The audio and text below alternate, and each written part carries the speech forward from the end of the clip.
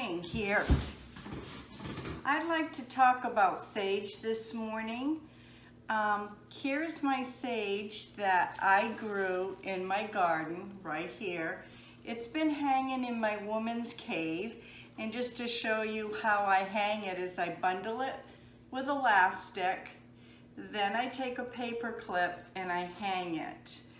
I brought it in the house because it has a little moisture in it. I'm just going to put it in the dehydrator so I can work it up today because we have rain coming in and I wanted to get this all done so we'll have nice fresh sage for Thanksgiving.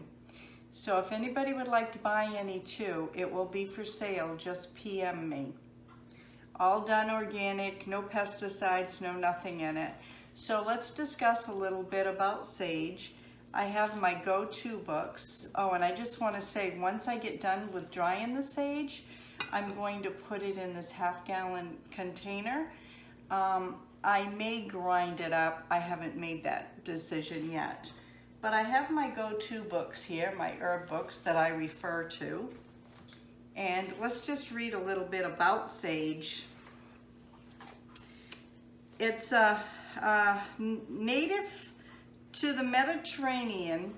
Sage is a popular culinary herb that also has a multitude of health benefits. Sage is characterized by green leafy stalks with purple spiked flowers. As you can see, mine's dry, so it's no longer green, and I did not let the flowers get on mine. It's hardy in zones 5 through 9. Sage grows up to 2 feet high and 3 feet wide. Let's see here. Yeah, maybe mine got about 2 feet. Mine was quite wide. This plant is many, many years old and it winters over really well here in Maine. Yeah, it does very well. So let's see here. When to plant. Sage can be started directly from seed. Sage can grow outdoors in the garden, but also does well in containers indoors.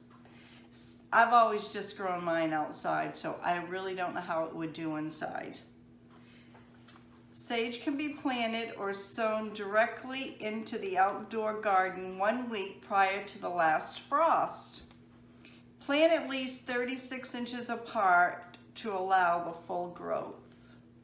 Well, my plant has gotten so big, it definitely isn't 36 inches apart. Sun and soil. Sage prefers a warm, sunny location, but does not like extreme heat. It is not picky about soil. My sage is grown in pretty much sand, where it's located right now. Sand and some gravel mix. But most herbs, it does quite well in draining soil. So it needs a good drainage area wherever it's going to be. When to harvest. Sage should not be harvested until the 2nd year of growth. After the 1st year, harvest sage as needed throughout the season. Parts used.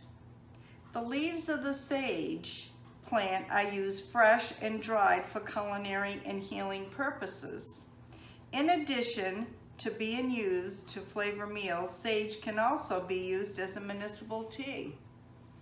And yes, I have used it. It's not the best taste, but it has a lot of municipal benefits in it. I just want to say I'm not a nurse, doctor, or in the medical field at all. I am reading from my herb books, and that's where I'm getting my information from. Medical benefits. Sage can be used to treat a variety of ailments, including depression, anxiety, circulation problems, menopausal concerns. Sage has an antiseptic property, which is beneficial in treating laryngitis when used as a gargle. Additionally, sage can be used to cleanse the mouth and teeth. Now see, I didn't know it would be good for the teeth. Learn something new all the time. And I'm using this book here. This is my go-to #1 favorite herb book, The Complete Guide of Healing and Medicinal Herbs by Wendy Vincent. Everything you need to know, explained simple. No big words, very layman terms. You can understand everything this book has. So I will put this in the description box below. Is that one. Now this one here, I just wanted to show you when the sage is growing, it's real green. This is the picture right here. Right there's the picture. That's what it looks like when it's in the garden and it's nice and green. And then it says, dried leaves are highly aromatic and pungent. And the stem's square. Okay, let's see if we can see if the stem is square. Find a good one here. Whoops, don't want to lose my page here. Sorta, I guess you'd call that square, this one right here. Okay. Let's see what else I can find here that wasn't in the other book.